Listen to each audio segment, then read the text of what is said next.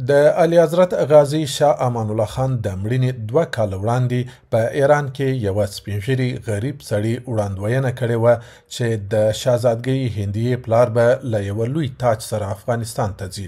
دا د هغه مهال کیسه ده کله چې شهزادګۍ د یوې مودې لپاره د ایران په مشهد ښار کې میشته وه. نزدیک سرک ماموتر همین نزدیک سرک یک پیرمرد کور با چوب راه میرفت. د شهزادګۍ هندیې لا ډیر پام سپینږیري ته هغه مهال واوښت چې په خپلو اشارو یې وروښودل چې ګواکې د دې او د پلار ټولنیز موقف یې ورته معلوم سو. له سپینږیري سره ولاړ هلک شهزادګۍ ته د هغه د اشارو مطلب ووایه. این زن که درون موتر است یک تاج خورترک داره به سرش. تاج نیست پیچ و تاج. مگه بابا داره که تاج کلان داره.